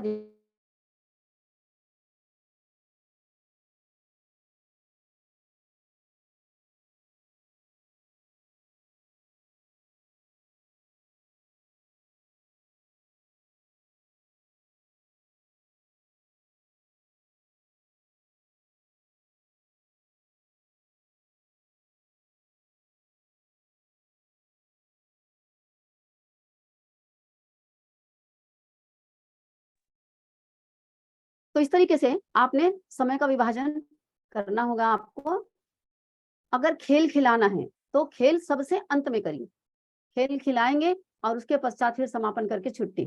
सारी प्रक्रिया खत्म हो जाने के बाद में खेल खिलाएंगे। खेल खिलाने के बाद यहाँ तक कि हो सकता है समय कम हो तो आप उनको जो समय दान का संकल्प पत्र है वो भी भरवा लीजिए पहले से, क्योंकि दिमाग बिखर जाता है। खेल अंत में कराइए। 1 कालखंड से 4 कालखंड तक जितने प्रायोगिक शिक्षण हैं, आरंभ करने से पहले कार्यकर्ता मार्गदर्शिका बच्चों को दे दीजिए। एक एक बच्चे को एक देने की आवश्यकता नहीं है। एक संस्कारशाला का केंद्र जो खोलेंगे, 2-3 मिला करके एक साथ उनको बिठा दीजिए। ऐसा भी हो सकता है कि एक बच्चा एक खोलेगा और एक ही आया है तो 2-3 को एक साथ बिठा दीजिए, एक आइडिया के लिए। उनके नजर में किताब से उसका परिचय हो जाए, उन्हें नया ना लगे। नहीं तो समझ में नहीं आता कि किताब को कहाँ से खोले, क्या करें, कहाँ बंद करें, बिना किताब के सब हो जाता है और बाद में बच्चे अब परेशान होता है। और परेशान क्या होना है, उसका कॉन्फिडेंस लूज रहता है, वो कर नहीं पाता है काम। ये जरूरी।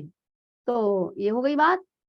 अब शुरू होता है प्रार्थना से आप शुरू करते हैं प्रायोगिक प्रशिक्षण कालखंड, प्रथम कालखंड। अब प्रथम कालखंड में क्या होगा? अब जो लिखा है उसको तो आप प्रयोग करके बताते हैं, लेकिन उसमें जो निर्देश शुरुआत में दिया गया है उसको भी ध्यान रखिए, उस निर्देश के अनुसार ही प्रयोग कीजिए, तब बात बनेगी। निर्देश के अनुसार प्रयोग करिए, और जैसे ही कालखंड एक समाप्त हुआ तो कालखंड एक के समाप्त हो जाने के पश्चात देखिए इसमें बिंदु नंबर 3 है कि प्रत्येक सप्ताह की कक्षा में कालखंड एक यथावत ही रहेगा, और बालकों को प्रतिदिन घर पर प्रातः जप वंदना, कर दर्शन, धरती माता को प्रणाम करते हुए प्रेरणा देंगे। इस क्रम को गृह कार्य में सम्मिलित करेंगे। जप ध्यान हेतु निर्देशन देते समय प्रशिक्षक मधुरता युक्त स्वर में बोले। ये जितने भी हैं ऊपर से नीचे तक नंबर 1 2 3 मैं समझा पा रही हूँ आपको। देखें ये सबको आप इन बिंदुओं को, प्रशिक्षक निम्न बिंदुओं को विशेष रूप से निर्देशित करें। ये जो लिखा है ये आचार्यों के लिए है, ये बच्चों के लिए नहीं है, और ये निर्देश नहीं दिया जाता, इसीलिए आचार्य तैयार नहीं हो पाते तरीके से। ये निर्देश देने का एक बात। दूसरी बात, एक और बात है कि जब भी हम जैसे शुरुआत आपने किया, हाँ बच्चों चलिए प्रार्थना करेंगे, अब सीधा सीधा प्रार्थना बोलना शुरू हो गया। चलिए अब बैठ जाइए, प्रार्थना हो गई, अब वंदना करेंगे। अब लगातार वंदना बोला, और वंदना के पश्चात हाँ वंदना हो गई। अब हमारा द्वितीय कालखंड शुरू होता है, प्रथम कालखंड खत्म होता है। अरे भाई बच्चे को क्या लेना देना द्वितीय कालखंड से प्रथम कालखंड से? आचार्यों को स्पष्ट करिए कि आपको ये जिक्र नहीं करना बच्चों के सामने, ये हमारे लिए है कि प्रथम खंड खत्म हो गया, अब द्वितीय में आते हैं, तो आचार्यों के लिए तो हम जिक्र कर सकते हैं, लेकिन बच्चों के सामने आचार्य को नहीं करना है। मेरी बात समझ में आ रही, समझा पा रही हूँ? तो आप लोग हाथ उठा करके थोड़ा सा बताइएगा कि सब ठीक है। जी धन्यवाद। अब इसके साथ साथ ये जैसे हो गया तो सारी बातें स्पष्ट हो जानी चाहिए उनकी। अब ये होमवर्क में जाएगा, ये हो गया। अब प्रायोगिक शिक्षण कालखंड द्वितीय आता है। मैं इसमें निवेदन करना चाहूंगी, कुछ हेरफेर हुआ है, जो ये पुराना हो गया हमारा, पहले का है। कालखंड द्वितीय और कालखंड तृतीय, इन दोनों में आप देखेंगे द्वितीय में स्वस्थ रहने की कला है और तृतीय में स्वस्थ जीवन जीने की कला है। ठीक है, दोनों में अलग अलग प्रयोग है। आमतौर पर प्रशिक्षण देने वाला हम सब जो लोग होते हैं वो कहते हैं इसमें एक प्रयोग करना है, दूसरे ये प्रयोग करना, मतलब एक सप्ताह में 2-2 प्रयोग हो जाते हैं। अब इसमें कुछ सुधार किया जा रहा है, आवश्यकता है इस बात की। प्रत्येक सप्ताह केवल एक प्रयोग करें। वैसे भी स्वस्थ रहने की कला, जीवन जीने की कला दोनों समान होते हैं। जीवन जीने की कला ही है, स्वस्थ रहने की कला भी जीवन जीने में ही आता है, उसमें कोई बहुत अंतर नहीं। हाँ ये है कि स्वास्थ्य से संबंधित जितने प्रयोग हैं उसको स्वस्थ रहने की कला में डाल दिया गया है, बस इतना ही अंतर है। तो आप अल्टरनेट एक बार स्वस्थ रहने की कला ले लीजिए एक सप्ताह, दूसरे सप्ताह जीवन जीने की कला ले लीजिए। दोनों अलग अलग हैं, बच्चों को स्पष्ट बताइए, आचार्यों को स्पष्ट बताइए कि दोनों अलग अलग है, लेकिन दोनों का उद्देश्य एक ही है। तो एक सप्ताह में केवल एक ही प्रयोग करना है, दोनों में से एक को चयन कर लीजिए। इसी आधार पर अभी वर्तमान में जो किताब अपनी मार्गदर्शिका छपने के लिए गई है, ये पुराना समाप्त हो गया है, तो जो मार्गदर्शिका आपको भी मिलेगी उसमें संशोधित हुआ है, सब संशोधन हो गया है, जो आवश्यक चीजें संशोधित हो गई है। उसमें जो फ्लेक्स का नमूना है, डिजाइन है, वो भी संशोधित हो गया, इसी आधार पर संशोधित हुआ है जो अभी मैं आपको बता रही हूँ। तो अब प्रशिक्षण का कालखंड जो द्वितीय है उसमें प्रति सप्ताह केवल एक सदवाक्य दोहे लेना है, आदि आदि बातें ये सब जो है ये आप कराएंगे। द्वितीय कालखंड में छोटा दृष्टांत किसके साथ जोड़ेंगे? ये दोहे या सूक्ति जो सदवाक्य मनन चिंतन कराते हैं उसके साथ में भली भांति उसको जोड़ करके अच्छे से बच्चों को हृदयंगम कराना ये करेंगे। अब इसमें क्या होता है देखिए, प्रस्तुत करते समय इसके क्रम को ध्यान नहीं रखा जाता कि किस क्रम से कराना है। कोई तो होता है एकदम इतना ज्यादा समय लगा लगा करके हंस हंस करके 2-2 3-3 बच्चों को खड़े करा करके अब आप बोलिए, अब आप बोलिए, अब आप अर्थ समझाइए, अर्थ समझाइए। आप देखेंगे 6 मिनट नहीं, वो तो 10 मिनट चला जाता है। ये नहीं करना है। तो कैसे करना है? कैसे करना है? आप कालखंड 2 को निकाल के देखिए, उसमें क्या निर्देश दिया है। उसमें स्पष्ट निर्देश दिया है कि पहले मन ही मन बच्चों को पढ़वाइए, फिर एक को खड़े करा करके बोलवाइए, और फिर एक को आप उनका अर्थ बताने के लिए करवाइए, और ताली बजवाइए, प्रशंसा कीजिए, और अंत में आप स्वयं भली भांति उसको विस्तार से समझाइए। और समझाने का तरीका भी दिया। और ज्यादा है आप यूट्यूब में जाइए, यूट्यूब में जा करके निकाल करके देख लीजिए। आपको कोई, मान लीजिए कोई इसमें शंका होती है, कोई डाउट है, आप उसे क्लियर कर लीजिए। लेकिन जो तरीका है उस तरीके को आप करेंगे तो आपके द्वारा खुलवाए जाने वाले बाल संस्कार शाला में और प्रशिक्षित होने वाले आचार्यों में उसमें समानता रहेगी। इसको किताब को आधार बनाकर यदि आपने इसमें थोड़ा अध्ययन करके आपने मेहनत करके किया, तो सारे बाल संस्कार शाला में एक समानता रहेगी और आप जब नहीं जाएँगे तो आपके बदले में कोई दूसरा भी इसी तरह से काम कर सकता है, कि आपके लिए आसानी हो जाएगी। तो जो निर्देशित किया गया है मार्गदर्शिका में, उस निर्देश के अनुसार आप उनको कहानी सुनाइए, उस प्रकार से सद्वाक्य मनन चिंतन कराइए, उस प्रकार से प्रयोग कराइए। उन निर्देशों को जो आचार्यों के लिए दिया गया है, आप पूरा आद्योपरांत पढ़िए, पढ़िए, पढ़िए। उसके अनुसार अभ्यास कीजिए, अपने को तैयार कीजिए प्रशिक्षक के रूप में। तो ये इसमें कोई दो मत की बात नहीं कि जो आचार्य आपसे प्रशिक्षित होगा, वो इतना मजबूत होगा, इतना सक्षम होगा, आपको दूसरी बार देखने की आवश्यकता नहीं पड़ेगी। वो पढ़ाने वाला आचार्य आप जब प्रशिक्षण देने के लिए कहीं जाएँगे तो आपका सर्वश्रेष्ठ सहयोगी बनकर के सामने आएगा। मेरा अनुभव ये भी कहता है, इसलिए मैं अपने अनुभव की बात को आपको बता रही हूँ। तो ये तरीका है, चाहे आप कालखंड 2 को समझाएँ, चाहे कालखंड 3 को समझाएँ, चाहे कालखंड 4 को समझाएँ। आप जो भी कालखंड को समझाएँ, ऊपर से नीचे तक इस तरीके से करें और संबंधित निर्देशों को अवश्य ही उनको बताएँ। इसमें निर्देश दिया गया है, उसका भली-भाँति अध्ययन, भली-भाँति उसका स्वाध्याय आप कर लीजिए, तैयार कर कोई बात ऐसी होती मान लीजिए, तो आप हमें भी बताइए, आप स्वयं समझिए कहीं पर डाउट है, कोई सेंटेंस क्लियर नहीं हो रहा है, तो बता सकते हैं। आगे अब चतुर्थ कालखंड में प्रायोगिक प्रशिक्षण, चतुर्थ कालखंड खेल का प्रशिक्षण जो है पूर्णतः प्रायोगिक हो, प्रयास किया जाए। लेकिन कहीं पर हमारी मजबूरी होती है, जगह ही नहीं है, समय ही नहीं है, क्या करें? या तो यूट्यूब चैनल का आप हवाला दे दीजिए और या तो फिर आपसे हो सके तो आप वहीं पर वीडियो दिखा दीजिए, मोबाइल में ही निकाल लीजिए, बताइए। बेटा ये देखो, इसमें इंडोर गेम्स, आउटडोर गेम्स एक साथ दिया हुआ है। आप इसमें जाइए, इंडोर गेम्स, आउटडोर गेम्स देख लीजिए। यदि प्रोजेक्टर लेकर के आप गए हैं, कई लोग प्रोजेक्टर लेकर के भी जाते हैं प्रशिक्षण देने के लिए, मैं स्वयं जाती हूँ। तो आप उसके माध्यम से आप खेलों की झलकियाँ दिखा सकते हैं कि देखो आपको इसमें ये झलकियाँ मिलेंगी और आप इसको पूरी तरह से देख लेंगे तो सारे खेल आपको आ जाएँगे। ये बहुत अच्छा तरीका है। उसी प्रकार से योगाभ्यास अवश्य करवाना है। आपके पास कम समय है तो भी किसी एक बच्चे को बुला करके आप प्रशिक्षक को या तो आपके प्रशिक्षकों में से किसी एक को प्रज्ञा योग मालूम है, तो आप फटाक से 5 मिनट में प्रज्ञा योग 1 राउंड 2 राउंड उनको करके बता दीजिए। 2 ढाई मिनट में 3 मिनट में आसानी से एक प्रज्ञा योग हो सकता है। मतलब एक चक्र प्रज्ञा योग संपन्न होता है, निश्चित रूप से। गति योग बच्चों को नहीं करवा सकते, आचार्यों को आप नहीं करवा सकते, समय कम है। आप फटाफट ये गति योग हुआ, झलकी दिखा दी, ये प्रज्ञा योग हुआ, झलकी दिखा दी। अब आप इसको कहाँ से सीखेंगे, अभ्यास करेंगे? बेटा ये यूट्यूब चैनल है, आप इसमें से ले लीजिए भैया, ये खोल लीजिए और आप धीरे-धीरे इसका अभ्यास करिए और उनको बताइए कि ये जो किताब है मार्गदर्शिका, जो हमारी शांतिकुल से छपी हुई मार्गदर्शिका है, प्रकाशित है, इसमें सचित्र दिया हुआ है। 16 पूरे आसन, उसके अलावा जो कुछ भी है इसमें सचित्र दिया हुआ है और ये मार्गदर्शिका होना भी आवश्यक है, ये भी भली-भांति इनको समझा दीजिए। इसके बिना कभी भी बाल संस्कार शाला का संचालन संभव नहीं होगा। जो पतली मार्गदर्शिका है, जो प्रशिक्षण के लिए भी मैं बार-बार आपको जो रेफरेंस दे रही हूँ, वो आचार्यों को गाइडलाइंस देने के लिए, हमें हमारे गाइडलाइंस के लिए है।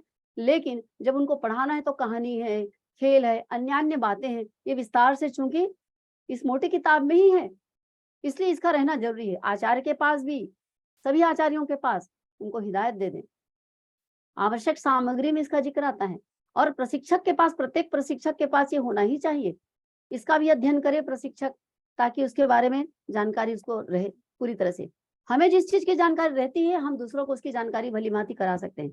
जिसके बारे में हमारी जानकारी नहीं है, हमारा कॉन्फिडेंस वहाँ पर लूज़ रहता है। हम सामने वाले को भली-भांति नहीं बता सकते और वो भी नहीं समझ सकता। जिसको हमने नहीं समझा है, वो नहीं समझ सकता। हमारी इस बातों को वो कभी भी हृदय में उतार नहीं पाएगा। इस बात को तो गाँठ बाँध करके रख लिया जाए प्रशिक्षण देने वालों का। तो ये बात हो गई। जयंती पर बच्चे का जन्मदिन स्वयं ये होना जरूरी है और जयंती पर्व संदेश के लिए प्रत्येक आचार्य कैलेंडर बनाएगा।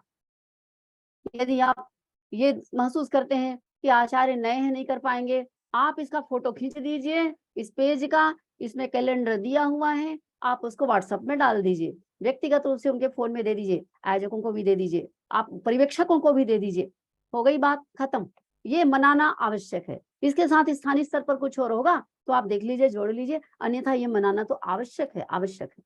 ये बता दीजिए उनको। इनसे संबंधित फोटो, इनसे संबंधित सामग्री इत्यादि इत्यादि वो तब जुटाएंगे इसके लिए। जिस दिन जो पर्व त्योहार होगी, जयंती होगी, उसके प्रति सतर्क जागरूक रह पाएंगे। अन्यथा फ्लेक्स में दिखा देने से पर्व मनाना है, त्योहार मनाना है, उनको क्लियर नहीं हो पाता, उनका कॉन्फिडेंस जो है वो आत्मविश्वास जाग नहीं पाता। तो ये हो गई बातें किसकी, 2 घंटे की 2 घंटे की क्लास को कैसे लिया जाए, आपने उनको प्रयोग करके बता दिया, दिखा दिया। अब इसके पश्चात अंत में बाल संस्कार शाला को सफलतापूर्वक संचालित करने के सूत्र, ये जो सूत्र हैं वो आते हैं।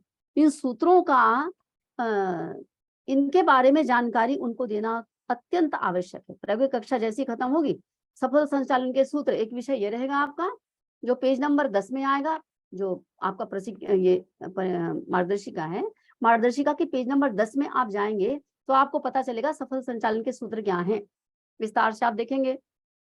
ये हो गया। अब ये होने के बाद में साथ में आप बताएंगे उनको कि जब भी आपकी क्लास समाप्त होगी तो क्लास समाप्त होने के बाद में आपको बच्चों को गृह कार्य देना है। गृह कार्य में क्या देंगे वो भी लिखा हुआ है, देखिए। सावधानियों के बारे में आचार्यों को बताएंगे कि पढ़ाते समय क्या सावधानियां बरतनी, क्या तैयारी आपकी होनी चाहिए, क्या लेकर के जाना है, इस प्रकार से।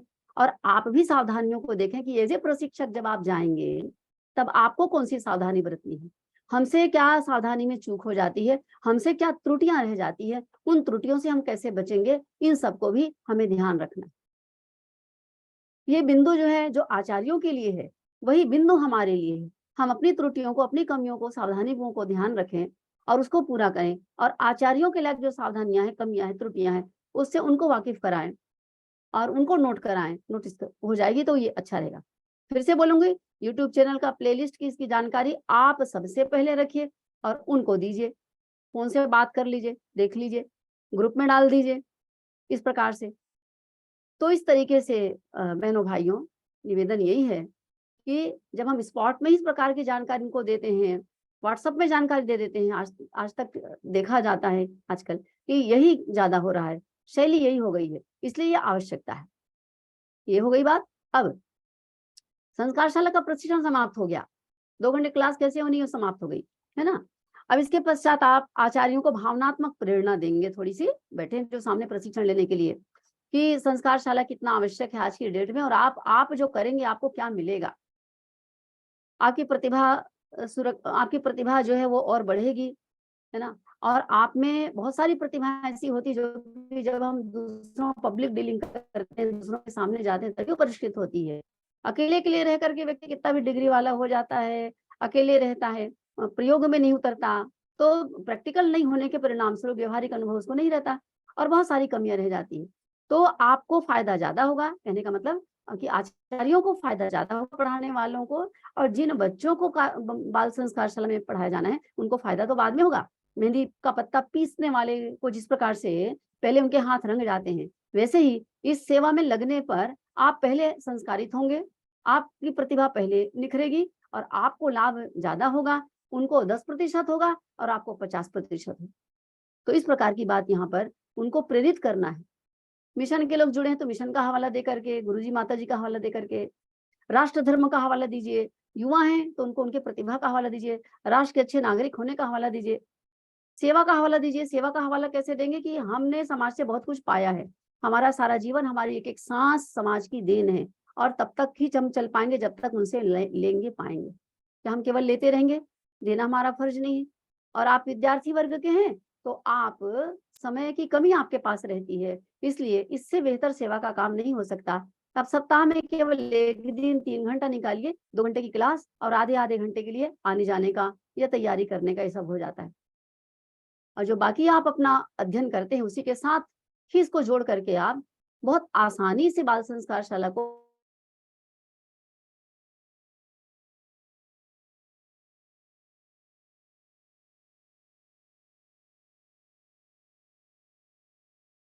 परिवार के लोग इस मामले में तो बहुत माहिर हैं, इसमें कोई दिक्कत ही नहीं है। लेकिन इस बात का विशेष ध्यान रखा जाए कि हर जगह बिना उनको जांचे परखे देखे, हर जगह केवल और केवल गायत्री माता और गुरुजी माता जी, हमारा मिशन, इस प्रकार की बातें बोलने से पहले आप देख लें कि आपका ऑडियंस कैसा है, किस वर्ग से जुड़ा हुआ है, किस वर्ग का है। क्योंकि हम लोग तो स्कूल में टीचर्स के बीच में भी जाते हैं जिनका मिशन से कोई लेना देना नहीं होता। तो अनेक वर्ग के लोग होते हैं, उनकी मानसिकता अलग अलग होती है, उनकी मानसिकता के अनुसार ही उनको उपसंहार में उनको प्रेरणा देनी है। जैसे कि आवश्यकता महत्व के समय में अलर्ट रहने की जरूरत थी, वैसी अभी भी इस समय भी अपनी सतर्कता पूर्वक उनको उद्बोधन करना है। ये होता है। इसी के साथ में उनको आप समयदान का संकल्प पत्र देते हैं। समयदान का संकल्प पत्र भी आप लेकर के जाएंगे अपने साथ, पहले से फोटोकॉपी करा करके रखेंगे। वहां किसी को फोटोकॉपी कराने के लिए नहीं बोलना है, आपको करा के लेके जाएंगे, कोई दिक्कत नहीं होगी उसमें। आप 1 पेज निकलवाएंगे, उसमें 2 निकलेगा, कितनी बाल संस्कारशाला खुलेगी? अगर ज्यादा है वहां का सक्षम व्यक्ति कोई आयोजक, तो आप पूर्व में दे दीजिए सूचना, निकलवा भी सकते हैं। यदि अपने बीच का कोई है तो फिर ये आवश्यकता तो नहीं पड़ेगी, ये हो जाएगा। अब ये हो गया। इसी के साथ साथ पर्यवेक्षक की आवश्यकता होती है, ये अत्यंत आवश्यक है। पर्यवेक्षक नियुक्त करना जरूरी है वहां से निकलने के बाद, निकलने के पहले सॉरी। जब आयोजनकर्ता से आपकी बात होगी शुरुआत में, तो सभी प्रशिक्षकों का दायित्व होता है कि आयोजन की व्यवस्था में किन किन चीजों की आवश्यकता पड़ती है, तो आप बताएंगे, उनमें किताबें बताएंगे, मार्गदर्शिका बताएंगे। साथ में उन्हें ये भी बताएंगे, 2 बातें बताएंगे कि प्रशिक्षण 2 चरणों में होता है भैया, एक बार में प्रशिक्षण पूरा नहीं हो पाएगा, क्योंकि 1.5 दिन का प्रशिक्षण होता है, 2 दिन का प्रशिक्षण होता है। साल भर तक जो पढ़ाया जाना है, उसे हम 1 दिन 2 घंटा 3 घंटा में कंप्लीट किसी हाल में नहीं कर पाएंगे, 4 घंटे 5 घंटे में भी नहीं हो पाएगा। तो दूसरे चरण का प्रशिक्षण 1 महीने के पश्चात 1.5 महीने तक उसके भीतर हो जाना चाहिए। इसके लिए भी मनोभूमि बनानी होगी, अन्यथा ये चिन्ह पूजा जैसे हो जाएगा। एक और दूसरा, उन्हें प्रार्थना करिए उनको कि यदि आपके क्षेत्र में बाल संस्कारशाला नियमित रूप से और सही तरीके से चलनी है और अंत तक चलनी है सफलतापूर्वक, तो ये आवश्यकता है, इस चीज की आवश्यकता है कि जरूर अपने परिजनों में से, कार्यकर्ताओं में से या युवा कार्यकर्ताओं में से एक व्यक्ति बाल संस्कारशाला की विधा के लिए पूरा समर्पित हो, अर्थात खोलने से, खुलवाने से लेकर के अंत में उनका जो फरवरी मार्च के महीने में जब तक वो पूरा चलेगा और अगली बार फिर खुलवाने, इसमें उनका ध्यान केंद्रित होना चाहिए। जैसे शक्तिपीठों में अलग-अलग जो डिपार्टमेंट दे दिया जाता है कार्यकर्ताओं को, तो रचनात्मक कार्यों का भी डिपार्टमेंट होता है। अब आप लोग को जानकारी इसकी होगी ही, आप शक्तिपीठ वाले होंगे तो। और रचनात्मक कार्यों के अंतर्गत एक विधा बाल संस्कारशाला है, जिसकी रिपोर्ट शांति कुंज से ही मांगी जाती है। तो उनको स्पष्ट बताइए कि ऐसी-ऐसी बात है और एक व्यक्ति का इसमें जुटना जरूरी है, तो एक पर्यवेक्षक होना जरूरी है। वो कार्यकर्ता भी हो सकता है पर्यवेक्षक, कोई बहन भी हो सकती है, या आचार्यों में से जिनका बहुत अनुभव है, पहले से चलाया हुआ है और जानकारी है, तो उसको भी हम पर्यवेक्षक के रूप में रख सकते हैं। लेकिन उसे प्रत्येक सप्ताह संस्कारशाला की जब चल रहा हो, उस समय उनको वहां विजिट करने की जरूरत पड़ती है। उसी समय पर उन्हें सभी ज्ञान होना चाहिए, किस स्थान पर कौन सी बाल संस्कारशाला कितने बजे से कितने बजे तक किसके द्वारा चलाई जा रही है। और पर्यवेक्षकों के लिए भी इसमें हमारी मार्गदर्शिका में जो उल्लेख है, उनका मार्गदर्शन भी है और पर्यवेक्षण करने के लिए एक फॉर्म भी है। उसकी फोटोकॉपी करके वो रख लेंगे, उसी के अनुसार अपना रजिस्टर भी तैयार कर सकते हैं, क्योंकि प्रत्येक सप्ताह जाना है।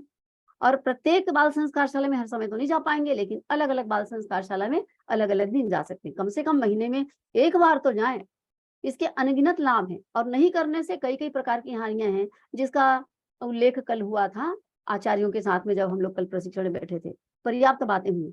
पर्यवेक्षक का नहीं होना बहुत सारी कमियों को लाता है और बहुत सारी गलतियां पैदा कर देता है। बाल संस्कारशाला असमय बंद हो जाते हैं, क्योंकि बाल संस्कारशाला चलाने वाले को भी एक मार्गदर्शन, समस्या का समाधान करने वाला कोई एक व्यक्ति चाहिए और उनको अपने एक तरह से प्रशंसा, प्रोत्साहन जैसी चीज जो होती है कि अच्छा कर रहे हैं तो अच्छा, और कोई कमी हो रही है तो उसकी रिकवरी कैसे की जाए, इसके लिए जरूर इसके लिए प्रयास किया जाना चाहिए। एक पर्यवेक्षक इसी के लिए होता है।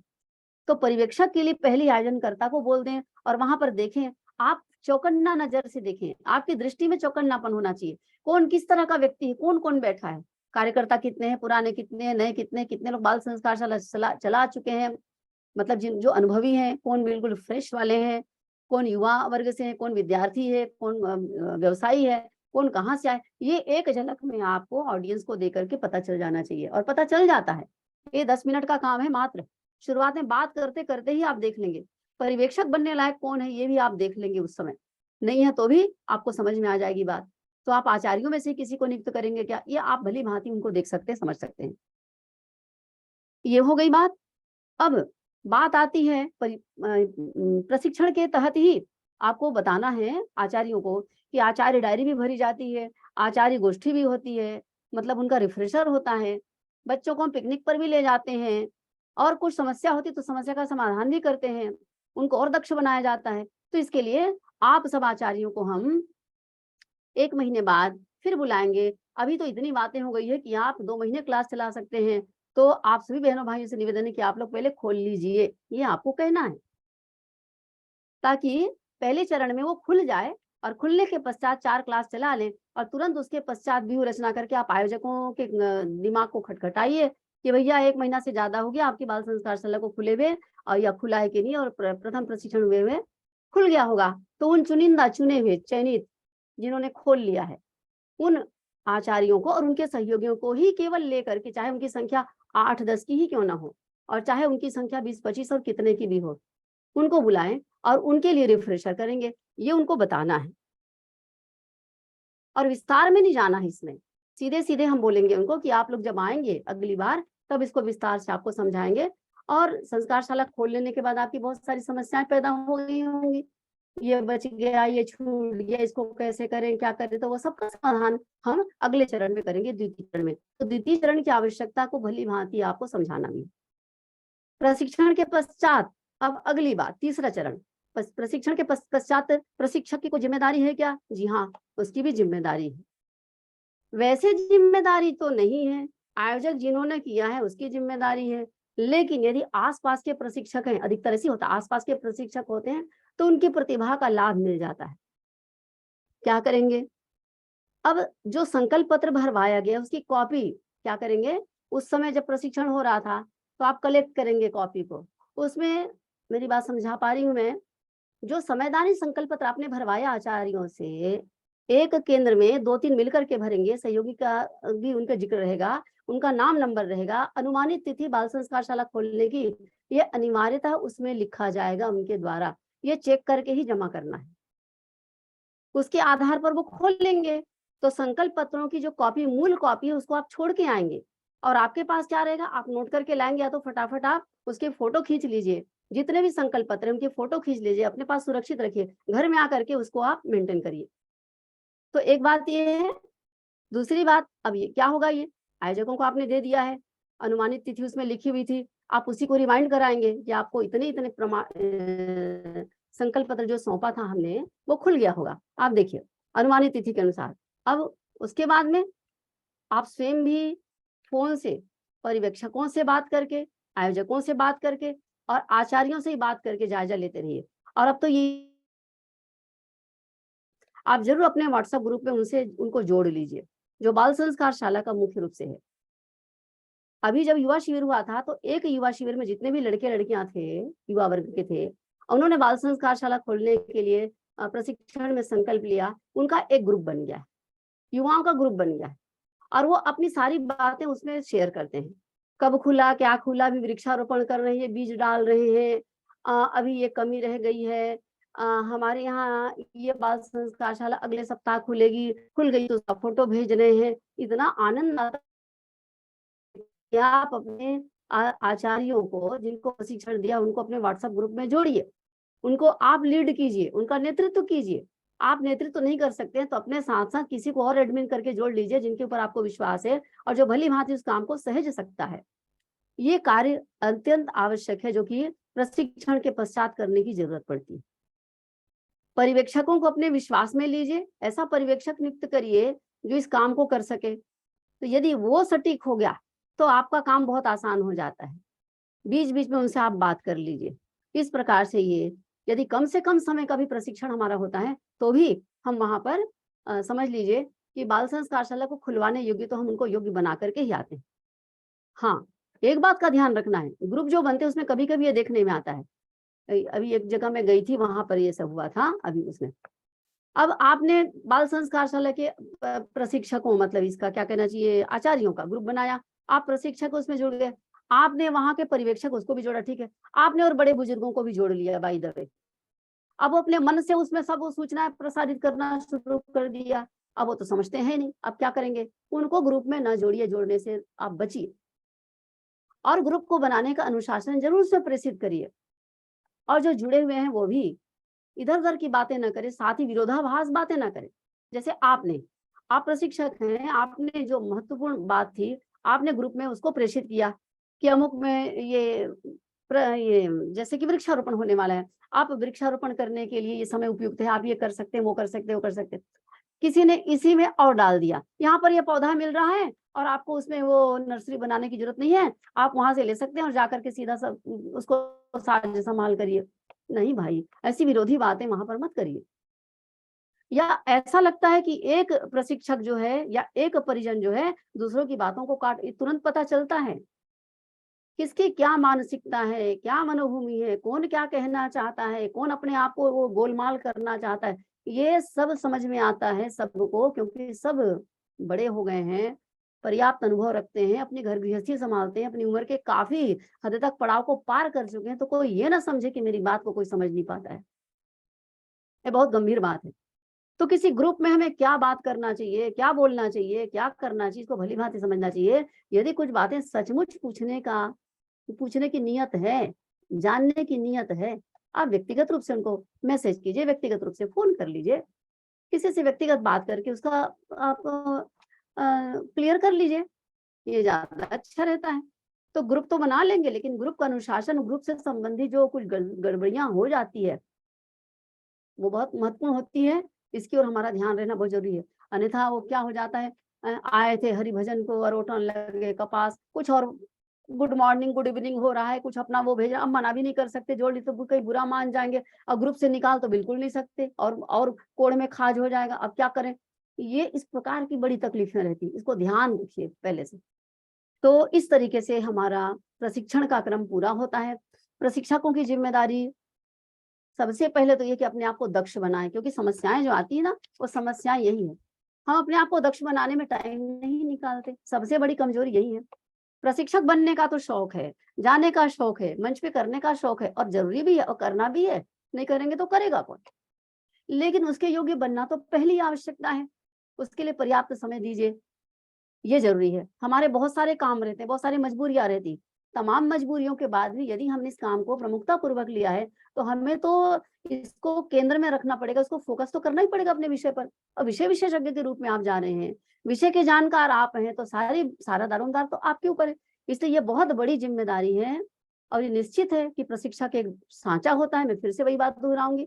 और आप चाहें तो निश्चित रूप से आप अपने एक एक व्यक्ति के जिले के एक व्यक्ति के संकल्प से, सहयोग से न जाने ये क्रम कहाँ से कहाँ चढ़ सकता है, बढ़ सकता है। तो मैं यही निवेदन करूँगी, सबके पास मार्गदर्शिका हो, सब अपने आप को दक्ष और कुशल बनाने के लिए अभी से अपने आप को प्रशिक्षित करने के लिए घर बैठे सोचें। आवश्यकता अनुसार इसका दूसरा चरण फिर से किया जाएगा, प्रशिक्षक वाला, ऑनलाइन, आपकी आवश्यकता अनुसार जैसा आप महसूस करेंगे उस प्रकार से। और मैं अपनी बात को अब समाप्त करूँगी। आप में से जिन बहनों-भाइयों को इसकी आवश्यकता महसूस होती है कि कुछ और बोला जाए, कुछ और पूछा जाए, तो आप बोल सकते हैं। मेरा विश्वास है कि हमारे सभी प्रशिक्षक अपनी ज़िम्मेदारियों को तो पहले ही समझते हैं, तभी हम लोग यहाँ पर जुड़े हुए हैं और आप लोग स्वयं इसमें क्रियाशील हैं। बहुत शानदार तरीके से चल रहा है, लेकिन और उत्तरोत्तर इसकी जो आवश्यकता है, उसको देखते हुए, हम में जो कमियाँ हैं छोटी-मोटी, उसको देखते हुए हम कैसे बेहतर बना सकते हैं, उसमें हम जुटेंगे। मेरा इसमें पूरा विश्वास है दीदी। और आप सब बहनों-भाइयों को बहुत-बहुत साधुवाद, जुड़े उसके लिए और प्रणाम। आगे के लिए बहुत सारी शुभकामनाएँ। अपनी बात यहाँ समाप्त करूँगी। धन्यवाद। आइए, प्रश्नोत्तरी के क्रम में आएँ। या आप लोग को कुछ क्लियर हुआ, कुछ क्लियर नहीं हुआ, वो भी बताएँ। आप संतुष्ट हैं कि नहीं हैं, ये भी बताएँ।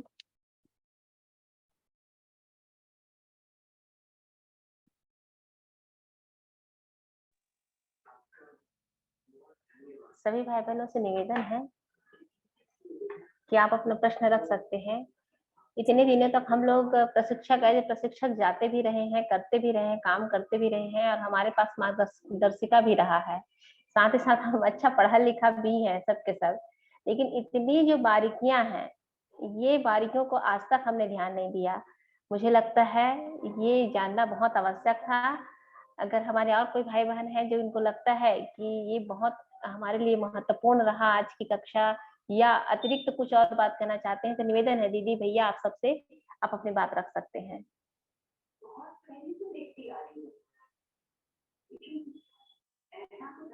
आप सब कहते हैं तो कम से कम उत्साहवर्धन एक होता है कि हाँ हमारे भाई बहन को समझ में आया, ये ठीक रहा प्रशिक्षण, कम से कम ये समझ में आता है।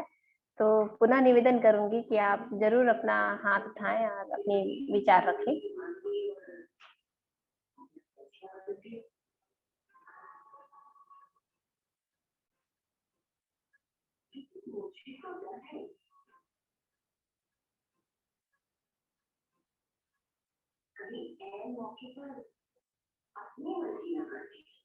जी जी जी मैं संतुष्ट हूँ। हमारे बहन भाई लोग अपने मैसेज बॉक्स से भी अपना विचार लिख सकते हैं।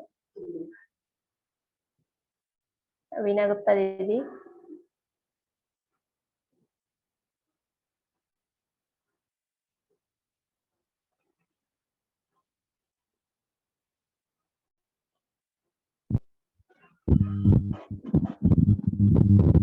जी दीदी।